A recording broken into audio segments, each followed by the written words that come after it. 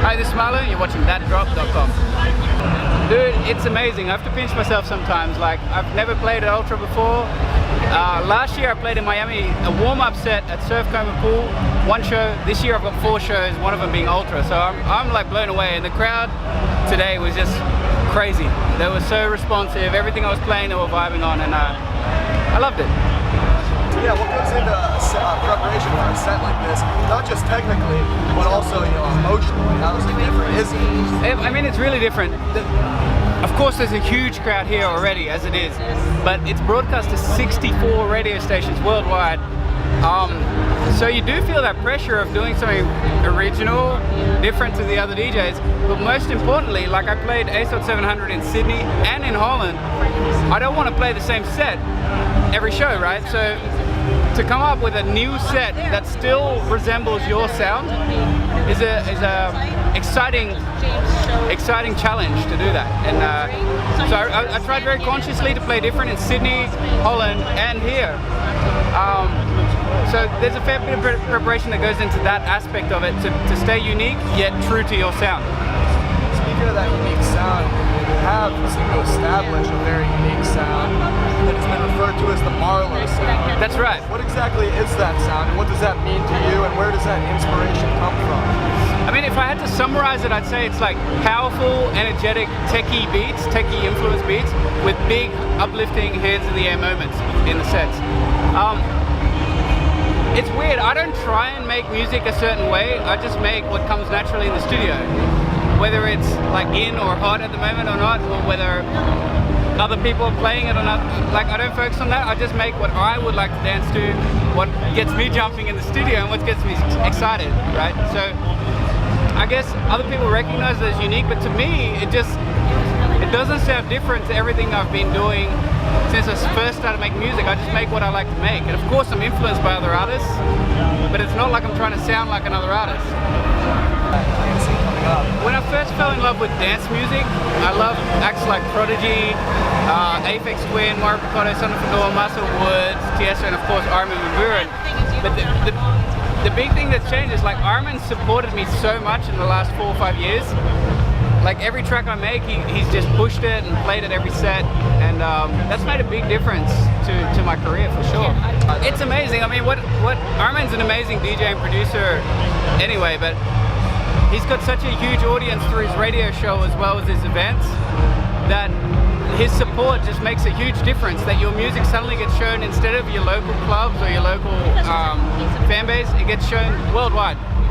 So I noticed a big change in my music career once he started supporting me that intensely, and man, it means the world to me. Like I'm so appreciative, and for me, that guy's the king, you know. Right. You're on the State of Trance. Right, he's become a friend now. It's bizarre for me because like now Armin is one of my friends. Exactly. You know, moving forward, all this exciting stuff starting to happen, moving so quickly. Where do you go from here? What are some things that you're looking forward to? Maybe some things on your bucket list. Right. Well, this year I've got a lot of releases I'm really excited about. So I've got my new single with Christine Novelli called Hold It Together. Comes out 6th of April. I've got a new remix for Marcel Woods called Advance, which was a track. It's an old hard trance, tech trance track that I loved when I was first starting to DJ. So I used to play that track every set. And to now get to remix is a special moment for me. I've also got a new track out with my wife coming later this year, Channel, called The Dreamers. As for a bucket list, I don't really focus on, I'm not like focused on achieving certain goals, or I'm not competitive in that way. I'm just trying to do what I love, and I'm thankful that people are recognizing it and letting it grow organically. So I'm not really setting goals of like I want to play here, I want to, you know, sell this many records or get this high in the charts, or I'm not focused on that. I'm just doing what I love, and hopefully people get it. Man, when I first started making music and being a DJ, my mum asked me, so what do you want out of this? And I said, I just want to do what I love to do for the rest of my life. Like, I want to be able to pay my rent doing what I love. It's not about, I don't want to be like, I'm not aiming to be the biggest DJ in the world or something. That's not my intentions. I just love what I do anyway. So it's kind of like, it's one of those things, I would do it anyway. Like even if I was working another job or another career, I'd still be making music and DJing, even if I had no fans. I'd still be doing what I do, you know? I love it. I mean, for the majority of my life, I worked shitty jobs that I hated to pay my rent and made music whenever I could. So I'd come home from work at 5 or 6 p.m.